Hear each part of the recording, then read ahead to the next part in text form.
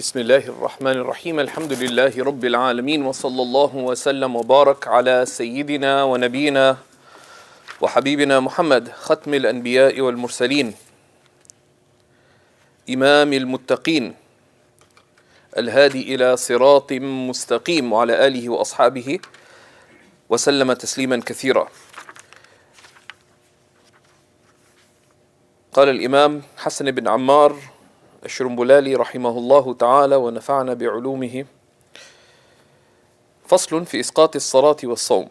The chapter on how one drops fasting and prayer. Is that where we reached? Yeah.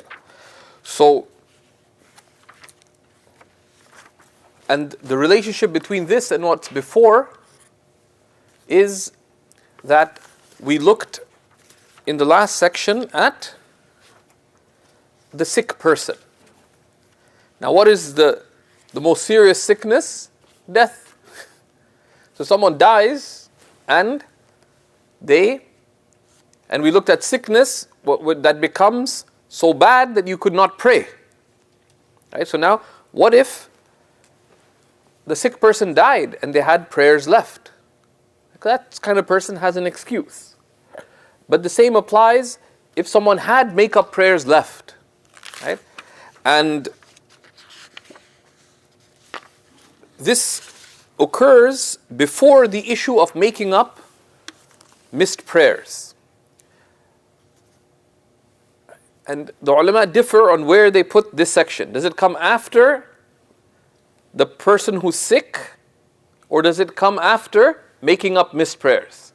Because ultimately, if you had prayers in your dues and you died, right, then you die with a debt to Allah subhanahu wa ta'ala. The scholars deduced from the Quran and the Sunnah that the mukallaf, the morally responsible person,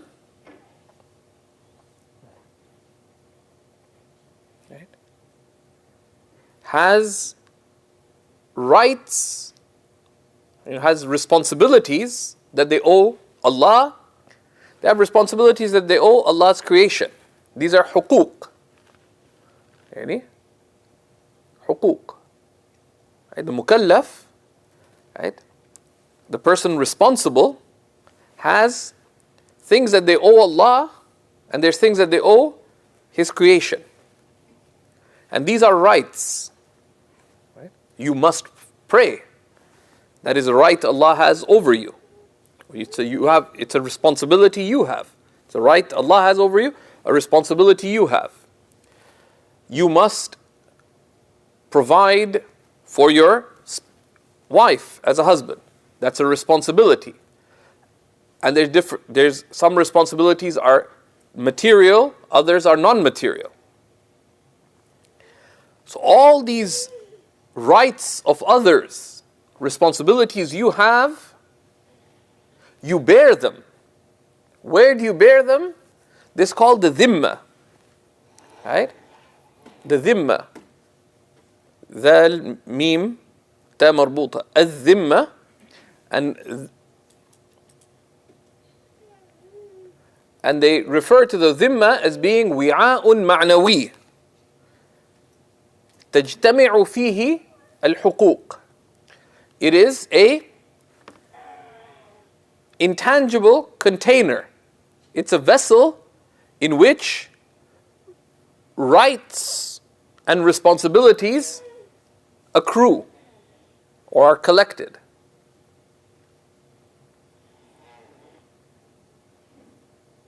Right? فلا تخرج منها إلا بأداء أو قضاء أو إسقاط. Right? Like it's like a container. Now you put something in the container. So once something enters in the container, it doesn't go out إلا بأداء. If you fulfill it in its time, that's أداء. أو قضاء, or by fulfilling it after its time. أو بإسقاط, or by being waived. Right? So Auntie Sadia, when she reached 50 years of age, she became a millionaire. So she has a niece who, through a complicated scheme, needed some money to get married to a very pious man. So she lent her $100,000. But then the pious man was tested by Allah and they don't have any money. So what happens? That niece of hers is not able to pay back. That 100,000 is in her wi'a. She wasn't able to pay it on time. She's struggling to do qada of. Whose right is it? Auntie Sadia's. Well, not you, but you, years from now. You can make isqat of it. Right? You can drop the right. Right? You can drop the right. Right? So this is the dhimma. And that applies. So rights, responsibilities, something that becomes incumbent upon you, remains incumbent upon you unless you do what you had to do.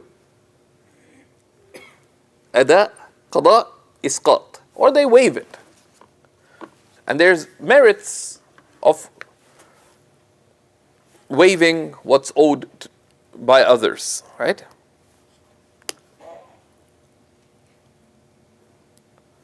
But the problem is that Allah subhanahu wa ta'ala has promised to forgive and be merciful, right?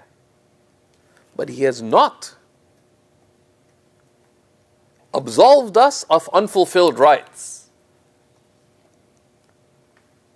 Allah subhanahu wa ta'ala has not absolved us of unfulfilled rights.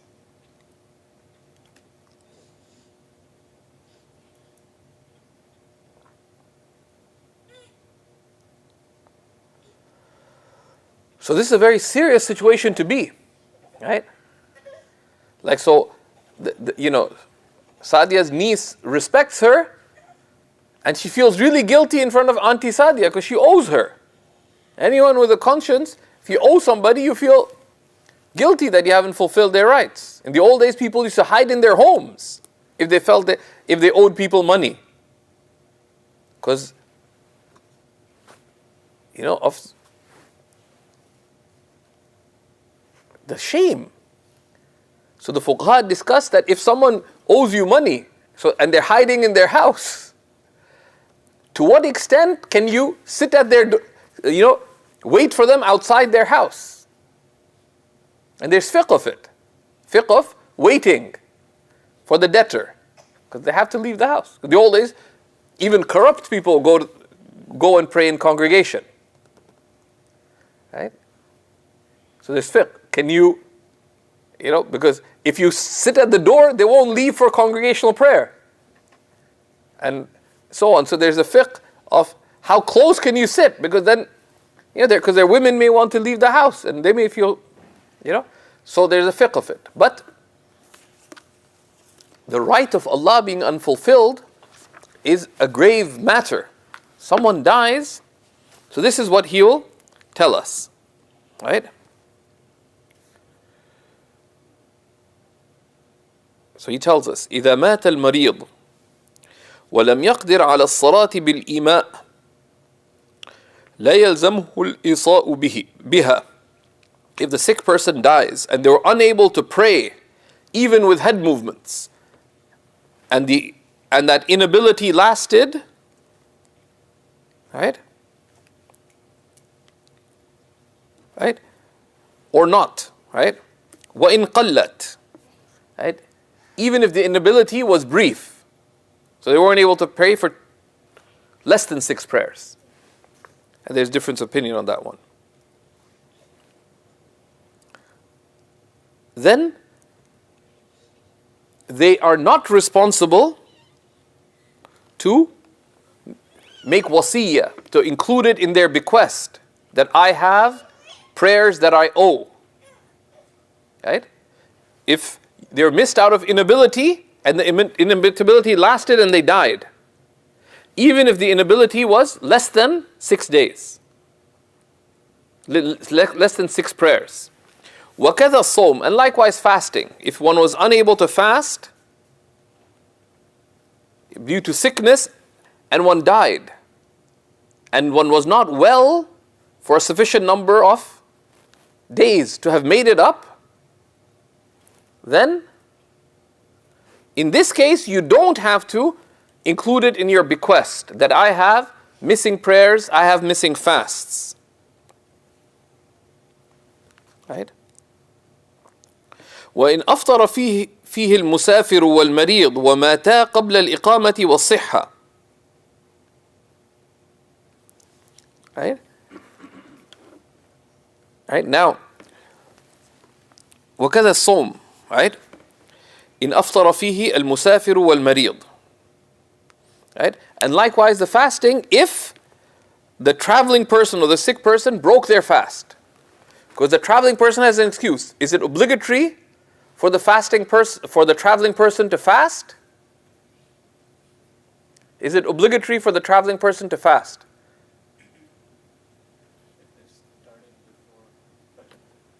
It's a trick question. It is obligatory for the fasting person to fast for that day. It is not obligatory to fast for them to fast that day. Let's say Taimur's traveling, in Ramadan, sane adult or adult sane, right? Right? Both the same thing, right? Hopefully. Sane adult, believer. So, Ramadan enters, he has to fast Ramadan. Now, when he's traveling, is it obligatory for the traveling person to fast? Yes. Right? It's not obligatory for them to fast that day itself. Right? The traveling person is allowed not to fast that day on condition that they make it up. Right? Is that clear? Right? Some of you people make a mistake. Because if it's not obligatory fast, then why do you have to make it up? Likewise, so the traveler, the sick person, if they died,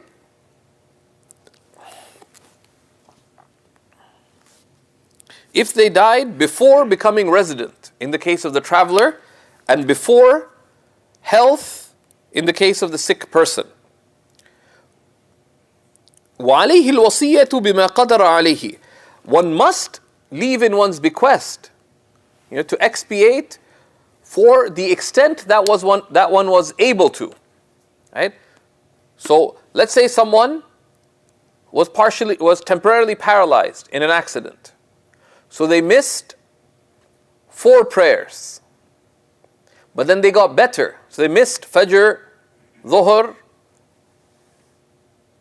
Asr, and Maghrib, right? Fajr, Dhuhr, Asr, Maghrib, 4 prayers. And then at Isha time they were better, but they fell asleep. And they slept through Fajr. And then they died. Right? So how many prayers had they missed due to inability? 4.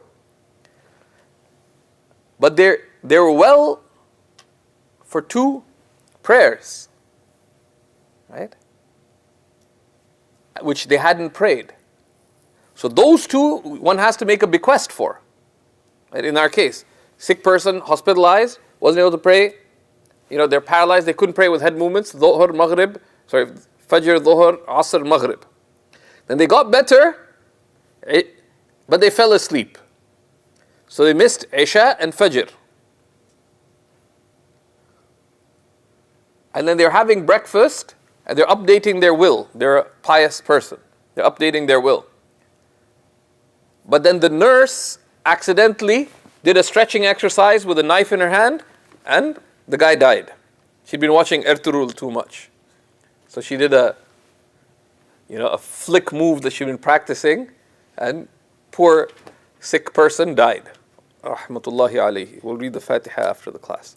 So now in that case, The two prayers that they were able to do but yet missed, those required wasiyah. Likewise, if one was traveling for 10 days and one didn't fast those 10 days, and then after Ramadan one was resident for 5 days and then died, how many days of missed fast do they have to make up for? The extent of days that they caught after the fact. In this case, 5. Right? Well, alayhi bil wasiyya, they have to make a bequest for what they were able to do. وَبَقِيَ بِذِمَّتِهِ, and it remains within their dhimma, within their dues. And he doesn't define dhimma here, right? But we shared a definition. Right? We shared a definition. It remains in their dues. This is called the dhimma. Right? It's like a container where rights enter. They don't leave unless one of those 3 things happens. Current, you do perform it in time, ada, after the time, qada, or the person you owe the right to waives the right. So it remains in the dues. So here, so what do you do? Right? What's the question? You mentioned in the case of the sick person that because they were sick for the 4 prayers and they slept through Isha and Fajr, which they were well. It's not they're sick for them. They're unable to pray. Right? So just because they were well after they woke up, they missed Fajr and Isha, but they were well when they woke up, doesn't that mean they had time to perform the 4 prayers? In that case, does it enter into the dhimma again?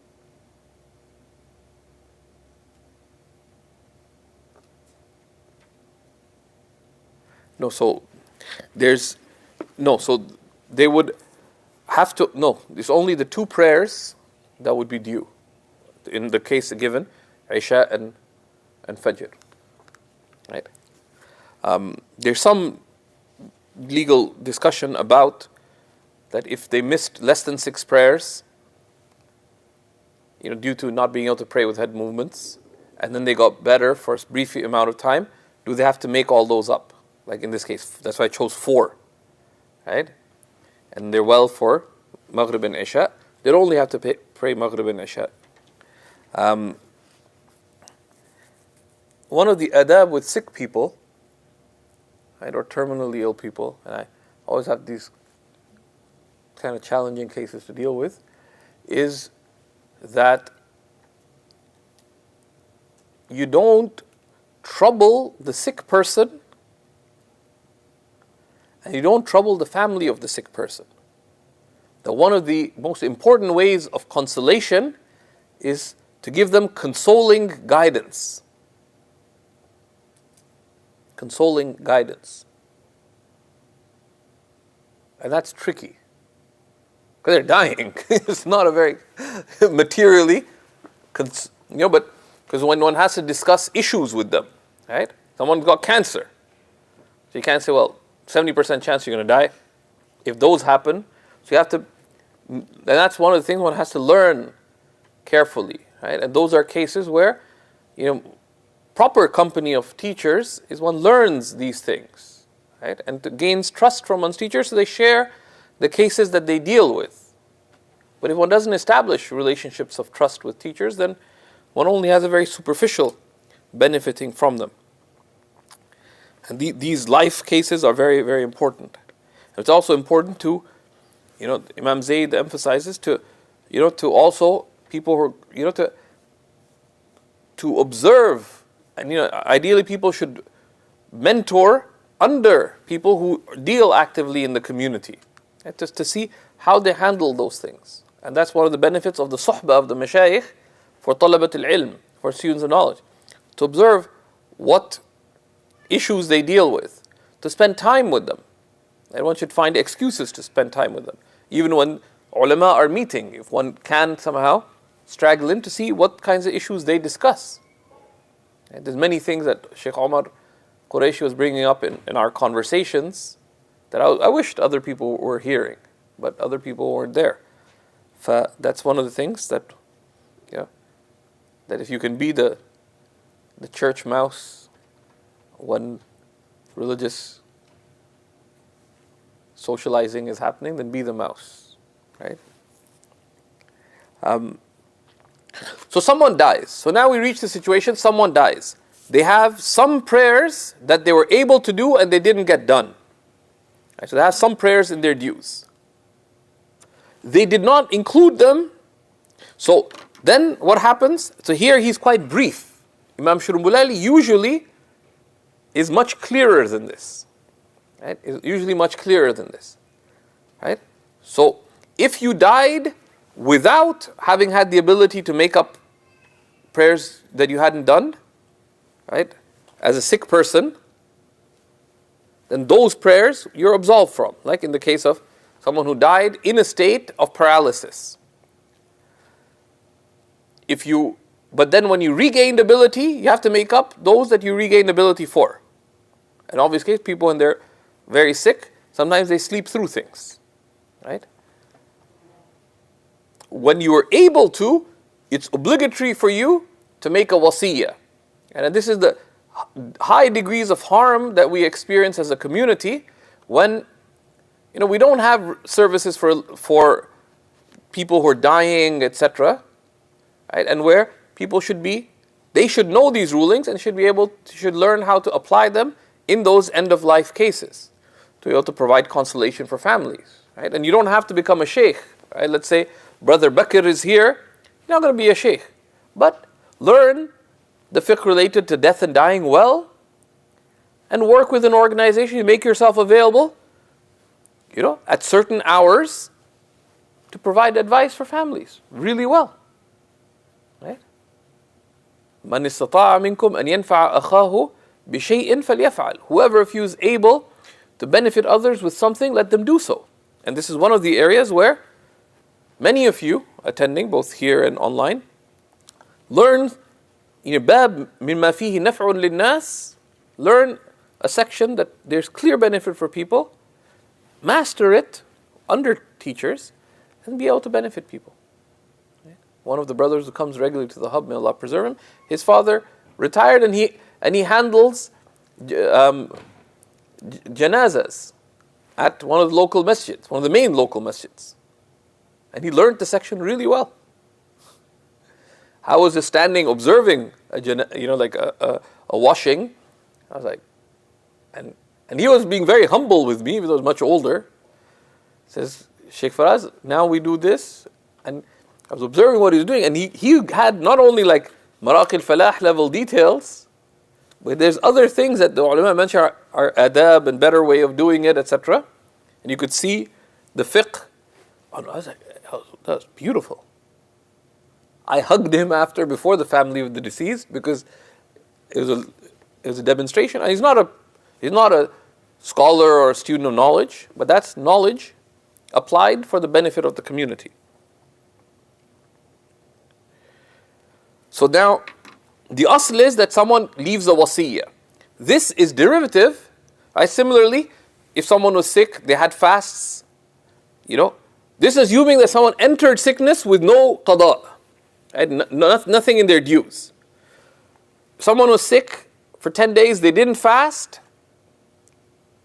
then they got better for 5 days, and then they died. The case of the stretching nurse. Right? So they have those 5 days they have to make up. As soon as they got better, what is their moral expectation? We won't say obligation, but the moral expectation is that you included that in your bequest. You included that in your bequest, from which it is understood, right? The mafhum of this, right, is that it is expected that any believer keeps a living will. That's another area where someone wanted to do a practical favor for people. You help develop a good Islamic will calculator that doesn't just calculate assets, but also calculates religious dues. Right? Right? And project managing something like that to completion, and a good app that does the financial calculations, the inheritance distribution, but also how to clear these dues and to create a practical mechanism like this, the whole financial cost of developing that app will just be a couple of $1,000s, right? But could easily be done on the side within 20, 30 hours, right? And those are things where, and I'm not looking this deliberately at you, but take hint, whoever wants to take a hint, they can, right? These are ways that you can benefit thousands of people to apply the command of Allah subhanahu wa ta'ala and attain divine mercy.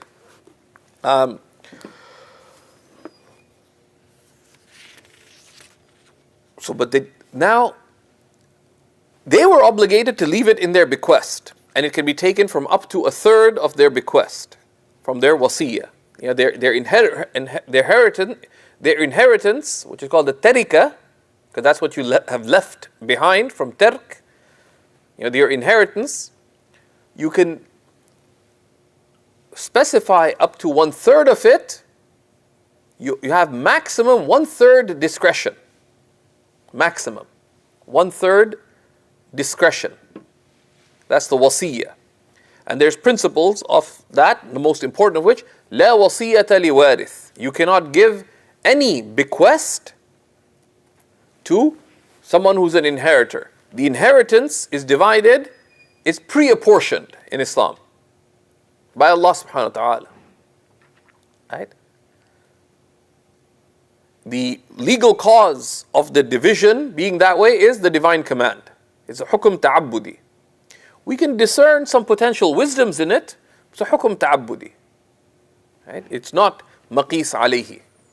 Imam al-Shafi'i, Imam Abu Hanifa said that if all rulings were by opinion, I would give the woman twice what the man is given, because she typically has less money.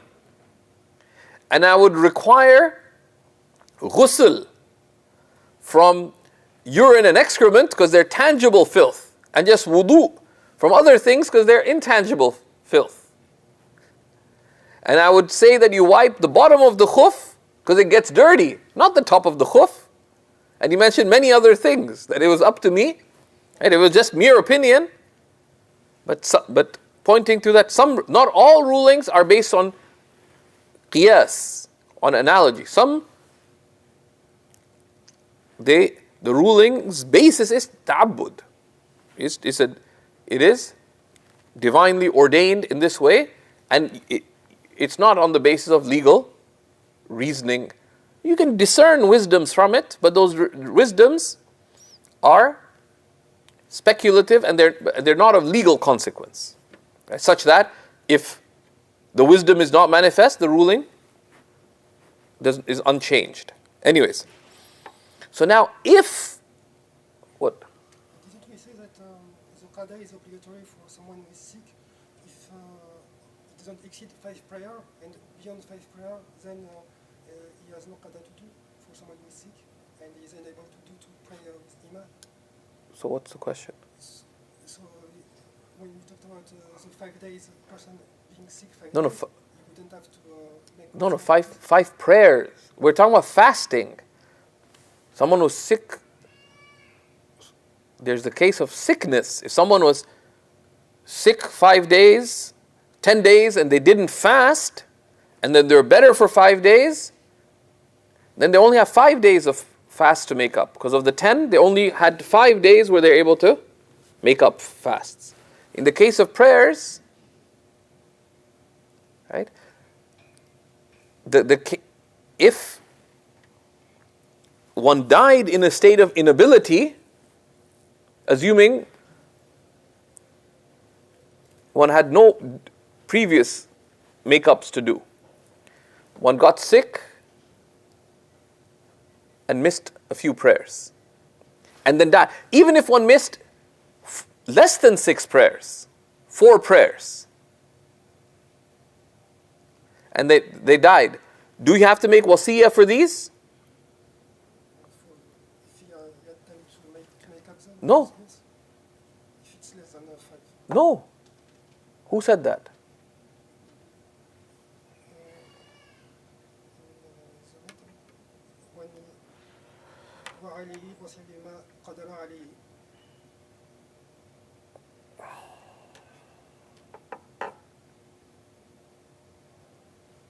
No, no, it's not. Go ahead.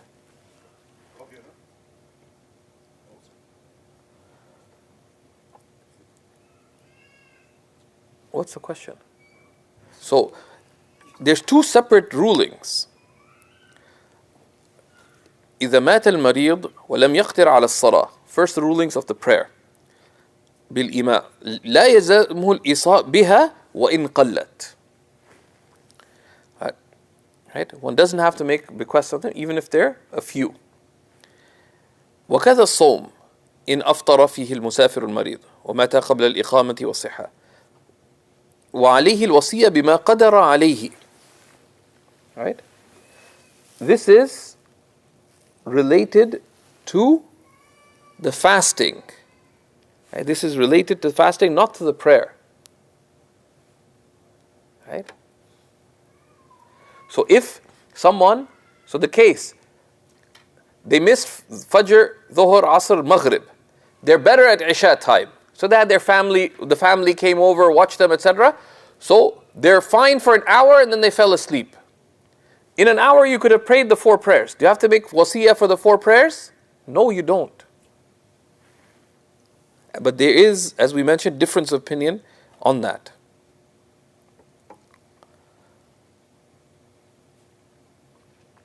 Right? There is difference of opinion on that. Now, what if one died, had some prayers in one's due, and didn't leave a bequest? That's what we're going to look at after Maghrib, inshallah. We're going to look at that case. One died having prayers in one's dues. And this applies to the sick, the case of the sick person. It also applies to the case of someone who had a lot of qada left over, which is why some people include it at the end of qada'ul fawaid, the making up missed prayers. Right? It's kind of confusing. Which one do you put it next to? And we'll see what is done in that case. Right? And this highlights an underlying axiom of Islamic law, which is الضرر يدفع الضرر بقدر الإمكان. Harm is warded off to the extent possible. Harm is warded off to the extent possible. One cannot always attain full benefit, so one achieves partial benefit. One cannot achieve partial benefit, then one avoids harm. If you cannot avoid full harm, you avoid harm to the extent possible. And that is muqtada al-aql. Right? You achieve all the benefit if you can. If you can't, then partial benefit. If you can't achieve partial benefit, at least don't get harmed fully. If you can't avoid full harm, then you avoid partial harm. And there's principles related to harm. You can find there's half a dozen core principles of harm. The foundational principle is ad-dararu yuzal. Harm is removed. These are discussed by Dr. Omar Farooq Abdullah, may Allah preserve him, in his beautiful paper, Living Islam with Purpose, where he highlights the main qawaid of the Shara. But you can find these principles in the Majallah, Majallat al-Ahkam al-Adliya, and it's translated. It's actually online as well, in English. Right? There's about half a dozen principles. Ad-dararu yuzal. Harm is lifted, and has its several corollaries. Right? The higher harm is avoided by falling into lesser harm. Ad-dararu yuzalu biqadri al-imkan. Harm is lifted to the extent possible. La yudfa'u ad-dararu bid-darar. Harm is not lifted by harm. Right? Etc. So this is a case of that. Right? We ask Allah subhanahu wa ta'ala that He make us of those who are conscious of the reality of death and don't put ourselves in these kinds of situations, and who relieve other people being in states of religious harm and facilitate the pathways of preservation of benefit and prevention of religious harm in our communities. So we'll continue from this, that what do the inheritors do if someone dies having prayers that are missing, having fasts that are missing. Walhamdulillahi Rabbil Alameen. We'll come back in 10 minutes.